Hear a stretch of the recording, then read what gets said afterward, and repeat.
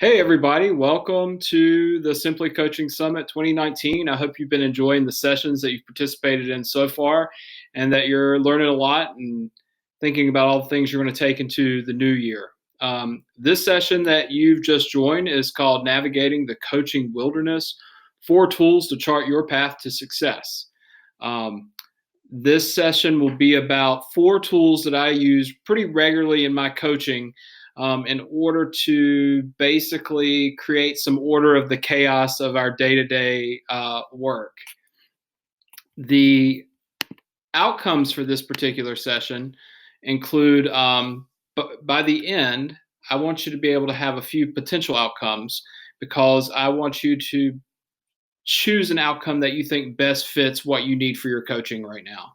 So we have 5 potential outcomes today. Identify areas of coaching where guidance documents help. Design a personalized digital coaching menu. Analyze pros and cons of different types of coaching cycles. Effectively sequence data analysis. And use a planner to create sessions quickly. By sessions, I mean like conference sessions, workshops, small group protocols that you want to use with teachers, just those things that coaches are asked to do often and may not have much time to prepare for. What I'd like you to do now before we get started with the session is I'd like you to identify 1 to 2 of those bullets that you think would be particularly meaningful for you.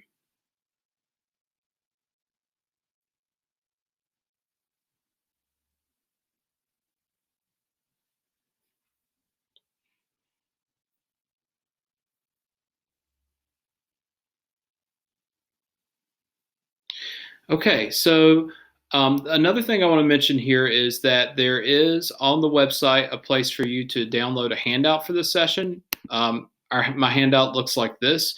It has the title, who I am, and then you'll notice there are 4 resource links. These are links that will take you directly to the tools that I'm sharing with you today. And then there are also some blog posts that mention the tools. These are either blog posts where I've featured a tool I've used or I've developed a tool from what I wrote there. And then on the second page of the handout, we're going to be doing reflection stops as we work through this today. So I'm going to every so often ask you to kind of pause and think about a couple of the things that we're discussing and how they'll relate to your practice. You'll be able to use that reflection sheet to do that. And if that's not exactly the way that you'd like to take notes, you can take notes another way. But I do encourage you to take some notes as we're working through this today.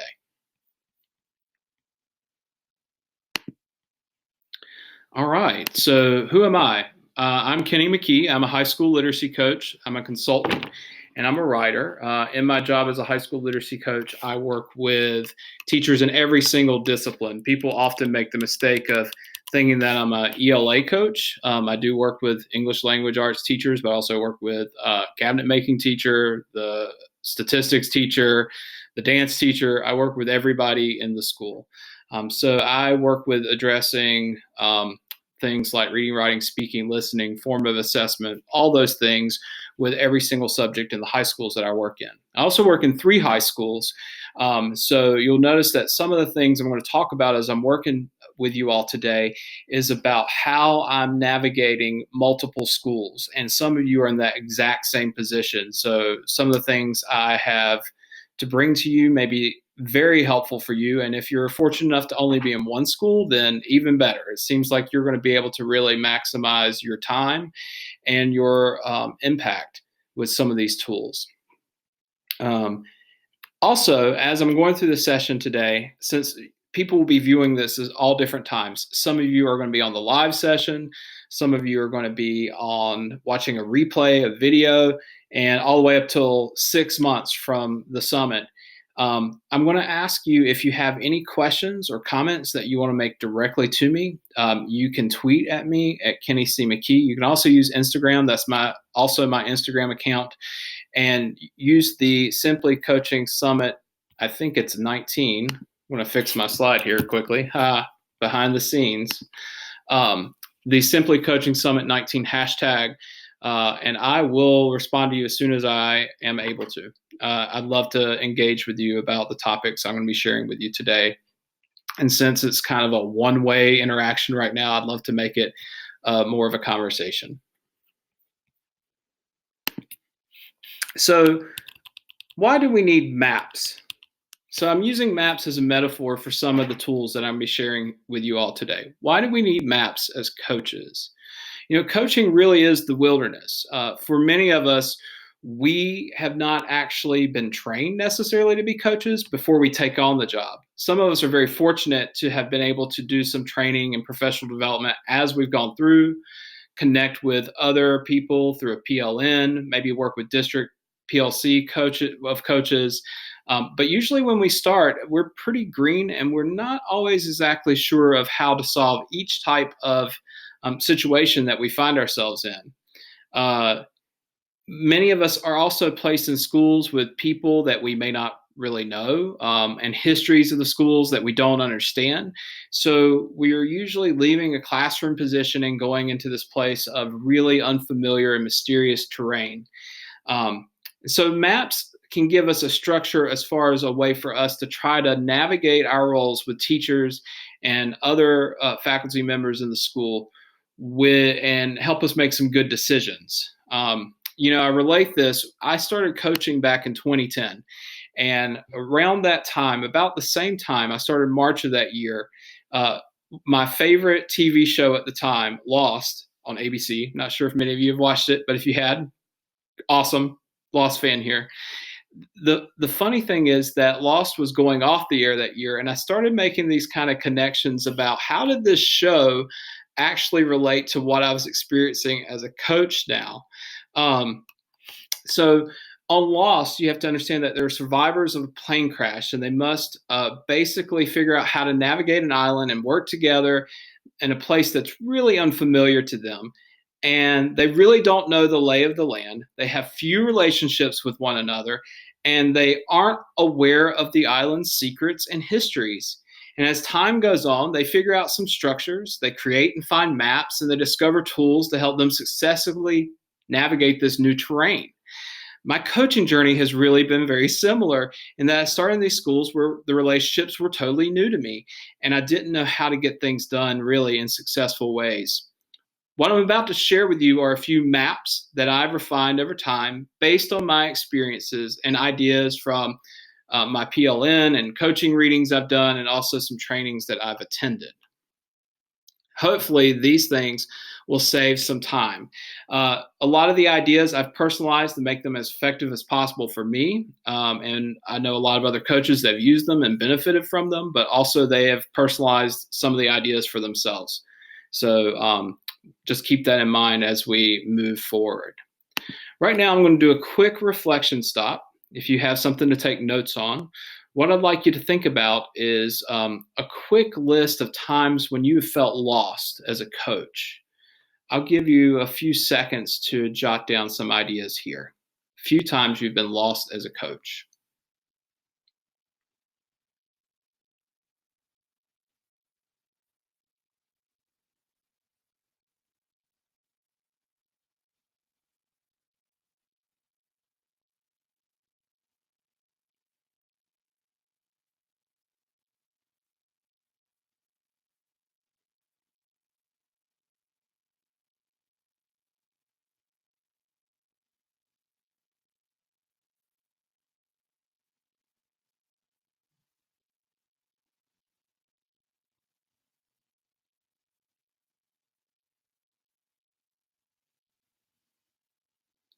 Great.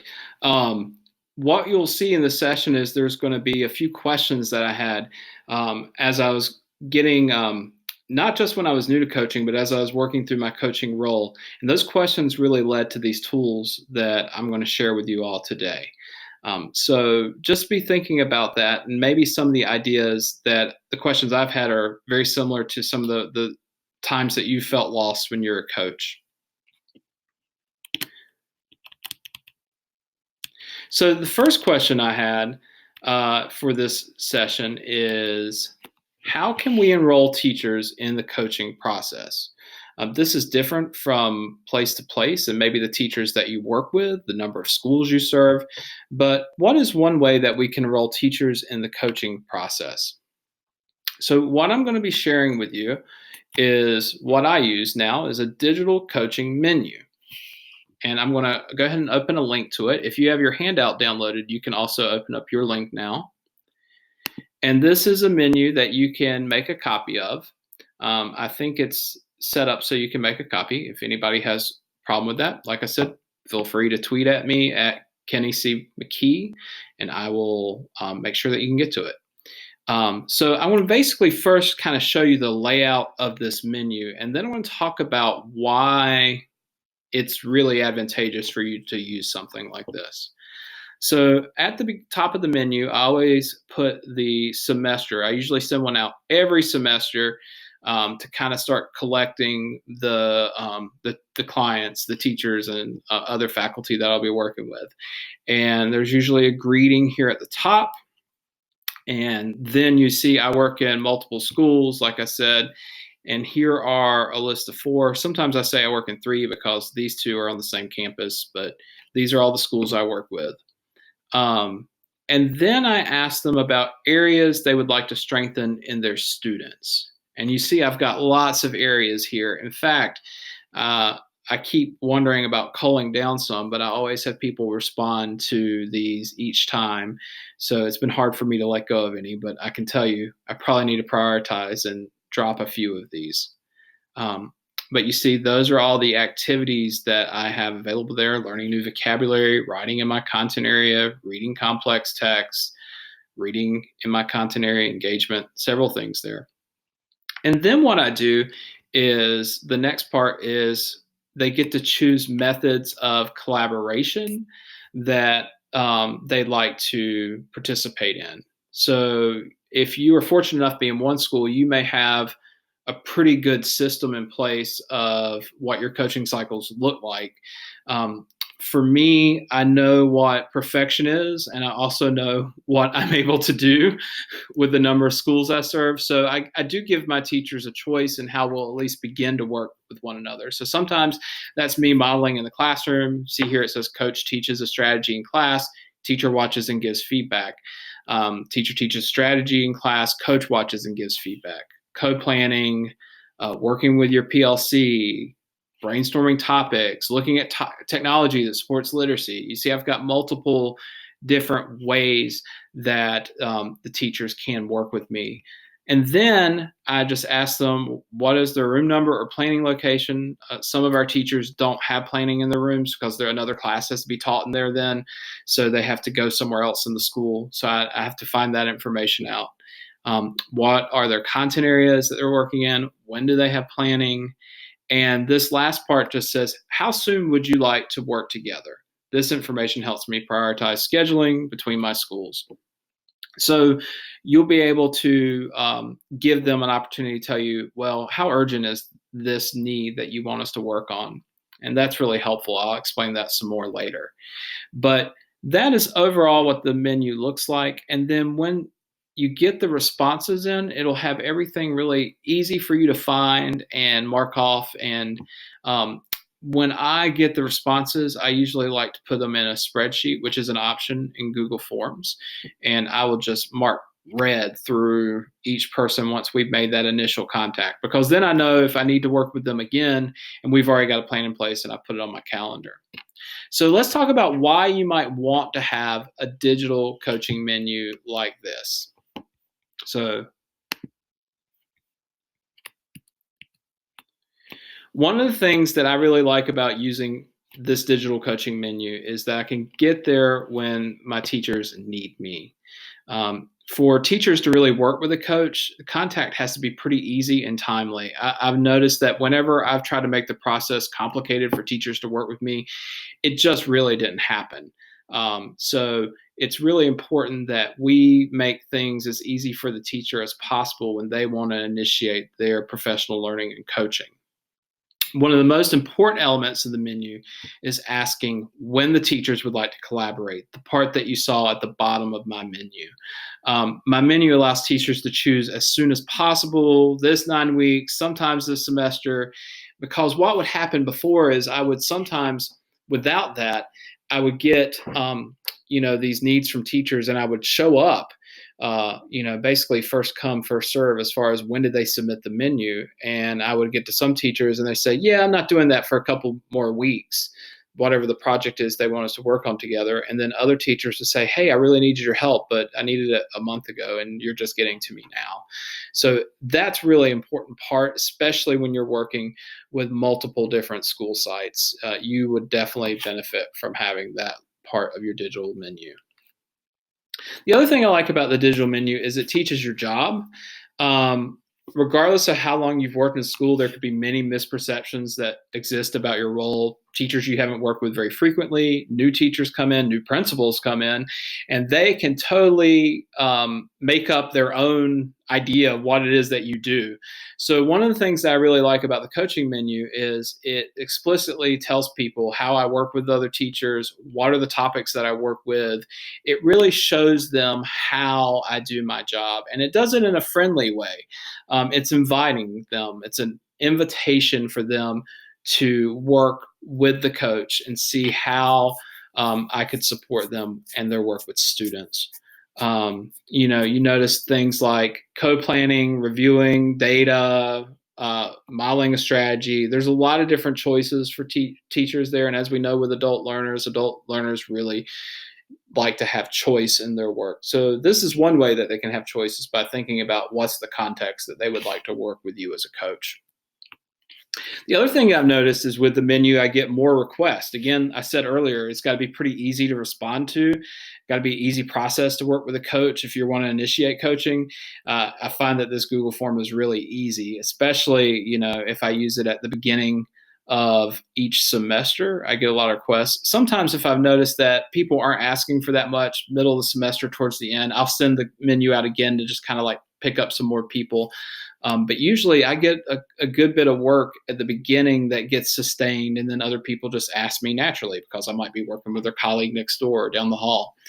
The other thing I like about the menu is it's private. Like one time I tried to get teachers to fill out a coaching menu in a meeting, like faculty meetings, and especially when I was newer as a coach, and I didn't get many responses because I think people just kind of felt weird about it at first, especially didn't really understand that I was a partner to them and I wasn't really an evaluator and things like that. So once I started doing the digital menu, I just got way more requests from teachers as far as wanting coaching support. And again, it gives you some clear examples, so they're a little more ready to want to engage with you. The other thing I've noticed that I really like is I save time in my coaching cycles with the menu.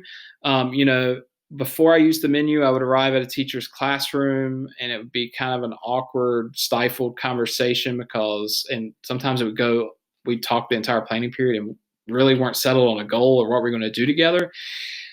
The coaching menu really helps with that because when I arrive, I already know the places they want to work with their students and I already know the ways that they want to work together. Now, sometimes they click many of those and you can't get to all of them necessarily when you're working together at the beginning. Some get really excited and click everything. So when you have that meeting, I like to say, hey, I noticed on the menu, you click these things. What feels like the natural starting point for you? And even, if they have forgotten what they submitted on the menu or they submitted multiple things, that still gets the conversation going much more quickly about, hey, this is how we're going to work together. I already have some ideas about what the goals are for students. And, it helps me kind of keep the end in mind. So we are being much more time efficient and we're building trust with one another. We're getting straight to work on something together as a team. And I feel like knowing that goal and having that time together really helps us just be more efficient and do a better job as far as what we're wanting students to accomplish. So right now I want to ask you to take a reflection stop. I gave you a lot of information about why did I feel like this was a good use of a useful tool for you. So I want you to think about the menu, especially if you have it up now, and what parts of the menu would you keep And what parts of the menu would you change based on your situation?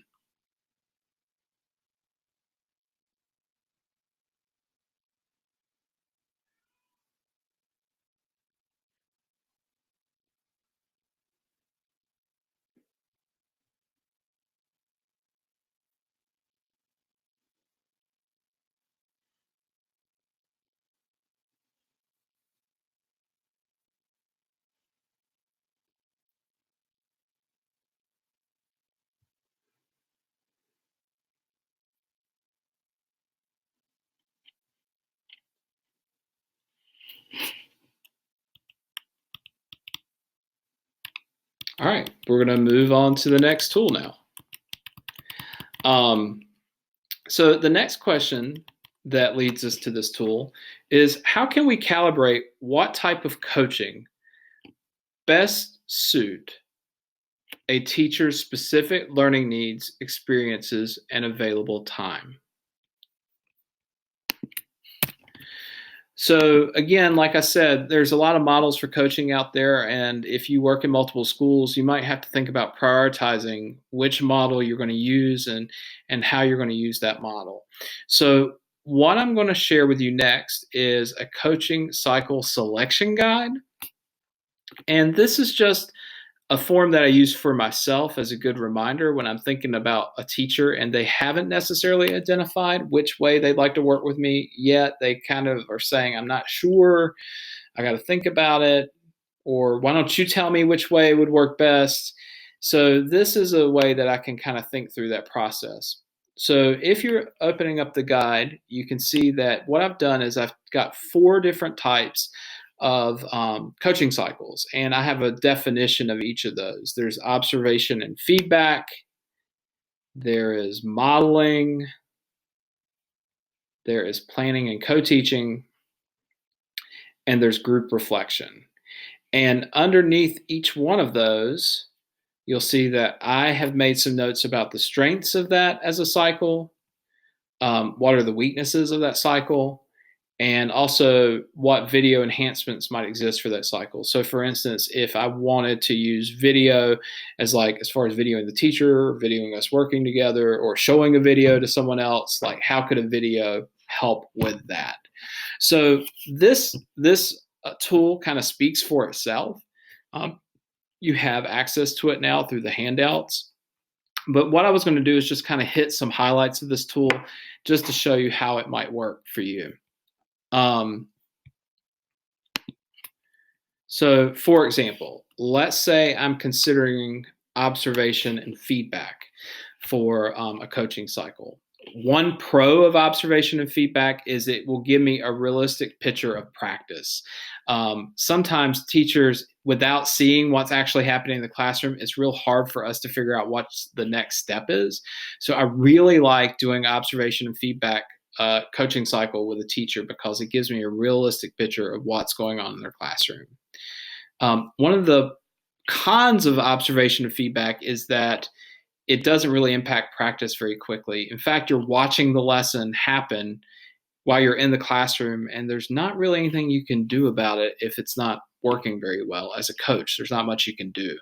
So it's not very proactive. It's a very reactive type of cycle. So that is kind of a con of it. One way I think about video with observation and feedback is that video really can offer full evidence of what's going on in the classroom rather than selective evidence filtered by me, the coach. As a coach, when I'm writing things down, I might be just writing the things I'm paying attention to, whereas a video really can give us a more objective record of what happened in the classroom.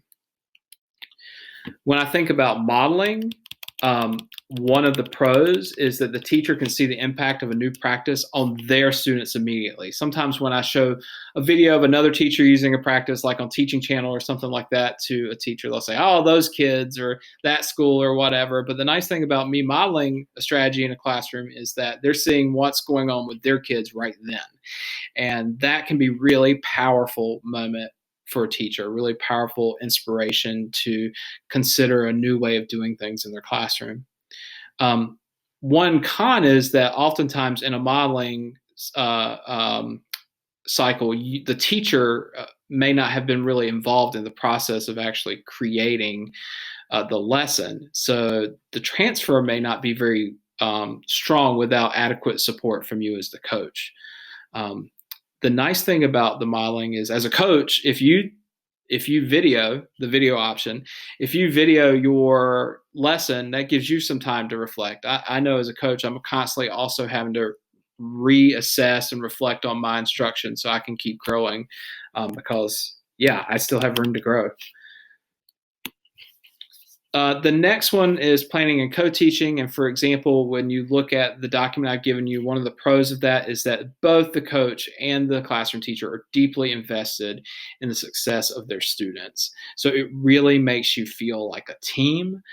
When you really want to build rapport with a teacher, if they're willing to go with planning and co-teaching together, this is a really awesome option for that. One of the cons is it's more difficult to collect objective data on your goals because you're both teaching, and you know how teacher brain is much different from observer brain. You're thinking about a lot more things as the teacher, so objective reflection is a little more difficult. But if you were thinking about the video option of going into planning and co-teaching with someone, you could reflect better because you would have the video evidence, kind of like I said with the observation and feedback. That would give you opportunity to reflect together. Then there's group reflection. Now, group reflection could be several things. It could be instructional rounds, it could be a lesson study, or some other format where a group of teachers observe a lesson together. The positive of using group reflection as a coaching cycle is that the host teacher is going to hear a variety of perspectives about what occurred in the classroom, and not just you as the coach. So you might be one voice, but some other colleagues that they work with every day will be able to also give them some input on the lesson. One con is that sometimes, regardless of the norms you set, teachers might give unsolicited feedback. They might point out something that wasn't a question or a problem of practice from the host teacher, and then like some trust could be violated. One thing I like about the option of possibly using video for coaching in a group reflection is that if your teachers have schedules that don't allow them to attend classes in person with one another, you could easily take a snapshot of video and show the video to the other teachers in the group that are going to be participating in the coaching. So we're going to take another reflection stop here. Reflect on a recent coaching partnership. Based on the conditions of that partnership, what would be the best coaching cycle?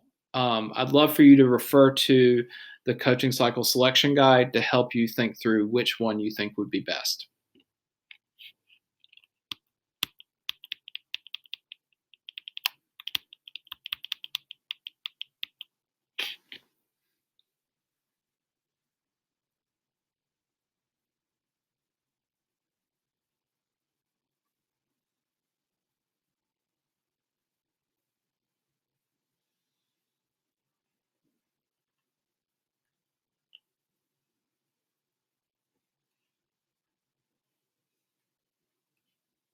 Okay.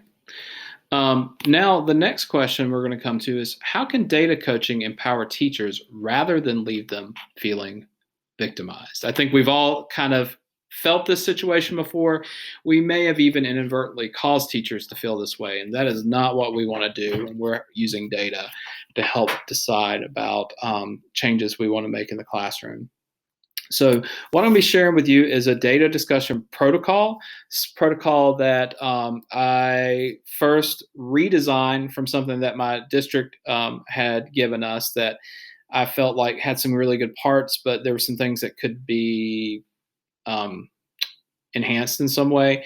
And then I also worked on this some with my friend and colleague, Emily Davis, and we wrote a blog post about it. And you'll see that on the data analysis guide, there's this begin by reading this post. That's our blog post. It's also linked on the handout that you've received. And then there's a note-taking guide that they can use to capture their thoughts. And that actually is the one right here. I'm not sure why that's highlighted, so I might fix that real quickly. Let's just unlink that. You have it. And you'll see there's 5 questions there. The first one is, what is the data measuring? The second is, what observations can you make? Let's hold off on inferences for now. Use the chart to note observations. And you'll notice here I made a place for that. And then I have, what inferences can you make? What might be causing what we observed? Use the chart to note inferences. And the reason I've put them side by side like that is I want for every observation for them to attempt to make an inference about why might we be seeing this. The nice thing about observations is they could be positive or negative things, or just neutral things that they notice in the data. The fourth part asks them to think about what do they have influence or control over. And then the fifth asks them, based upon what we've analyzed, what actions could we take? And you notice that there's a goal, and then the goal is broken down into specific actions, like what are we going to do to reach that goal? And then who is responsible for those actions? And that helps them leave with a plan. That's part of the idea of empowerment as far as empowering teachers to use data well. So I'll talk through each of these parts of the document. You can keep the document up or just follow along on my screen here as I talk through them. So the first question is really about alignment. One of the biggest issues I've seen when teachers work through some form of data is there might be a misunderstanding about what the data is actually measuring, and what their ideas about how to address whatever that is really are not the same, so it helps clarify what the data is measuring. You could look at an item analysis. You could look at the standards to look at that alignment. You might look at released items from a standardized test. If you're looking at a standardized test outcome, the released items might give you some ideas of which objectives are being measured, or what are the questions really looking for. Are they really attending to literacy? Are they attending to content? And I think that's very important for you to do with a group before you move forward. It really helps make sure the conversation goes to a productive place. In the blog post that Emily and I wrote, we had an example of an ELA team we were working with.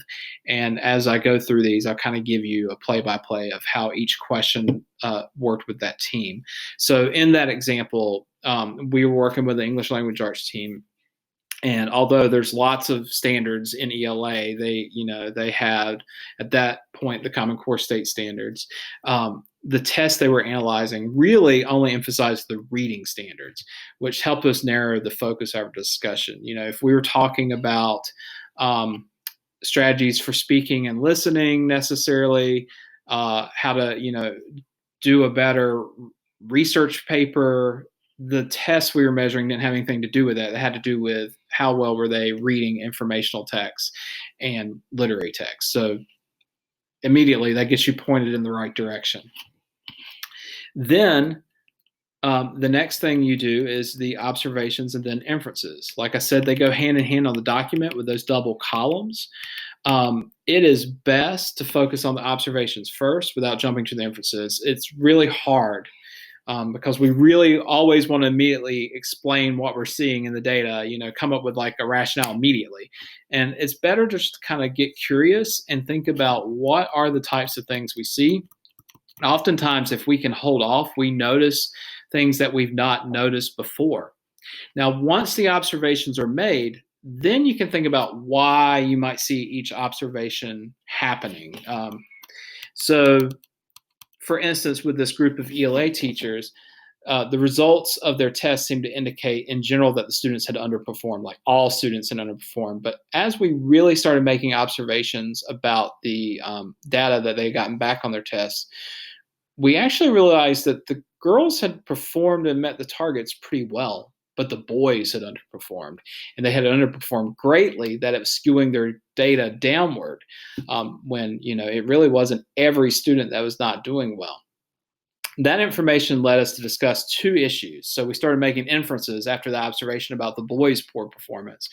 And what they noticed with their boys is that their boys had low motivation to engage in the ELA curriculum they were using and the strategies they were using, and also that several of their boys had been absent frequently.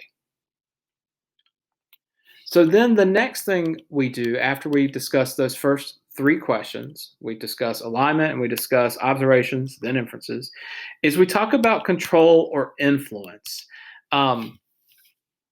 it really gets a good conversation going about what we can have impact on. Sometimes data meetings can turn into gripe sessions, and we'll talk about all the things we can't control and the things that are getting in the way. And although several of those are very true and they do have an impact on what we're doing, for the purpose of that meeting, it's not going to help us move forward. We have to think about at that time, what do we have control and influence over that will make a difference for these students. It's really important because this gives teachers empowerment. They start thinking about, I can't think about all these things that I can't control, but this is the thing I can control. So I'm going to focus my energies on it right now and see what kind of difference I can make for my students.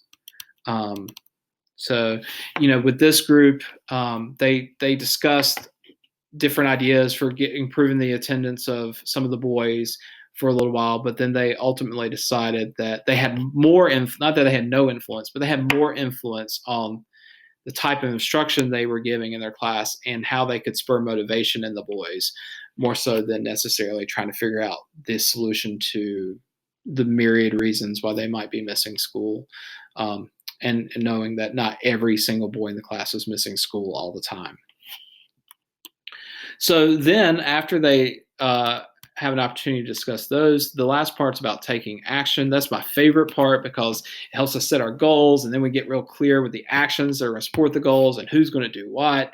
It's really pretty amazing. And I find that the actions part is really helpful for teachers feeling empowered as well, because we start to have some leading factors that will impact the data. The data itself is a lagging factor. It's something that's already happened that we can't do much about, but we can control our actions in the future. And those leading factors under actions are really pretty powerful and motivate teachers, motivate me as a coach, motivate administrators who are involved on these teams as well. When we were working with this ELA group as the example group, that knowledge led them to research new ways to motivate boys. They decided who was going to research these different factors on their PLC team. And basically, they decided that they were going to increase physical movement in their classroom. They were going to use more student choice. They were not doing a lot of informational text at the time. They knew that was important for the standards, but also for the interest of a lot of the boys in their class. So they started finding things that they would be interested in as far as informational text. And what they noticed was the gap between boys and girls by the next time the students took this assessment had narrowed quite a bit. So this process really did help them. It's helped a lot of other teams, and not just ELA. A lot of science, social studies teams I've worked with have used this exact process to really achieve some really great results for their students once they're able to kind of get this process working, and they work on it regularly. Every solution the first time isn't necessarily going to work, but they keep trusting this process and finding new ways that they can support their students. So we're going to take a reflection stop here. When might this data protocol be useful in the next year?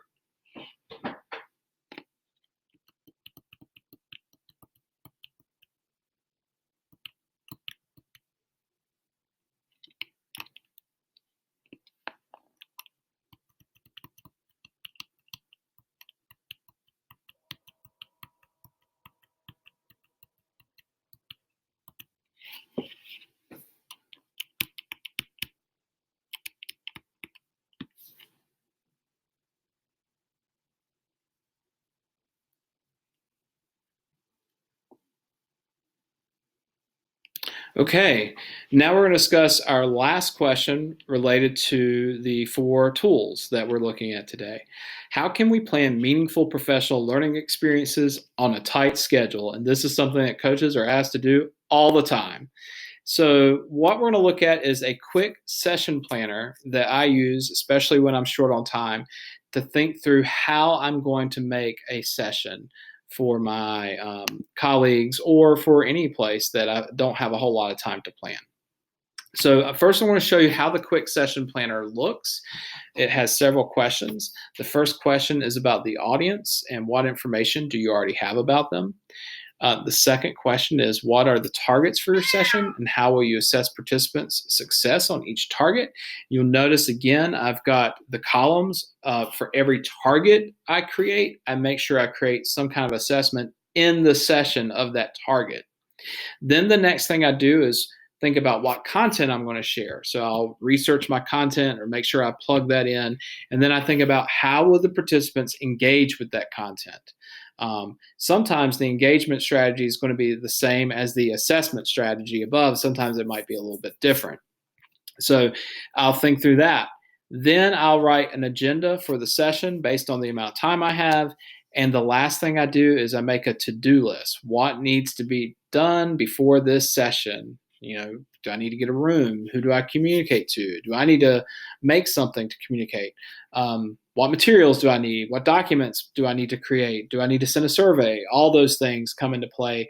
I do those last, and I just work on my to-do list until I have everything done and I'm ready for that session. So we'll talk about each part of that and how that works. So again, the first question is the audience. I think that's the most important thing when you're planning a session. Figure out who the audience is. You might have experienced teachers or inexperienced teachers, or you might have a mix, and that will impact how you're going to approach your audience. You might think about choice or times for differentiation, where they'll be working on different things within your session. So that's something to think about. Is your audience one subject? Are you working with the arts department of a school, or are you working with everybody in the school? That makes a difference in how you approach things. Is the session mandatory or voluntary? That can give you a sense of how the audience is going to show up and arrive and what you might need to do. If everybody has to attend the session, you're going to have to work really hard to figure out how to help them see it as meaningful early in the session. Whereas if, it's voluntary, they wanted to come. And surveys could really help with this beforehand as well. Then your learning targets and formative assessment. I told you about the double column. We just want to make sure that you are assessing your targets during the session. So think about the things that you want to see from the teachers, you want them to talk about, you want them to show, and how you're going to see that within the session. Then next is content and interaction. That's also the double column chart. Every piece of content should have some way for the participants to interact with it. This is a great way for you to model engaging strategies for the teachers you work with by plugging in some strategies for them to interact with this content. That's a great way to be a model to show teachers how different strategies might work. Then you have your agenda. And like I said, you just need to pay attention to how much time you've got and the order of activities. You want your order of activities to have coherence, for them to build upon one another, or for them to go from big ideas narrowing down to specific actions. And you think about what might be changed in the time frame. For example, if you've done a session before and you had an hour and a half, and then this time you have 60 minutes, what might you do to those materials to help meet that time frame? And then finally, you make your to-do list. Like I said, everything's planned. You're ready to go. Do you need digital files, slides, handouts? Do you need a survey? Do you need material supplies? Do you need to advertise the session in order to get people there? So you'll think through all those things. So at this reflection stop, I want you to think about what is one PD session that you will likely lead in the next few months, and who is the audience, and what are the learning targets?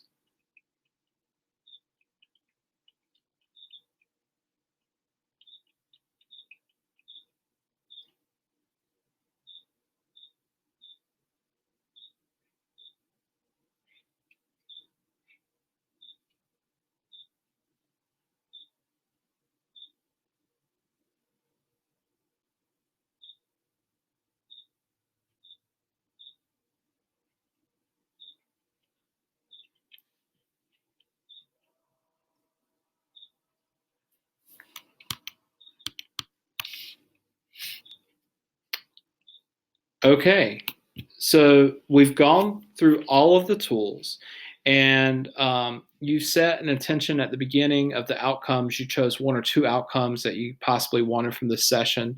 So right now, it would be a good time to reflect on whether you gained some new information that might help you in those outcomes. And I wanted you to think about one more question before we move forward. Which of these four tools do you think would be most beneficial this school year? So I'm going to give you about 30 seconds or so to select one of these tools. Which of these do you think you're definitely going to be able to use next year or adapt for yourself, adapt the idea in some way?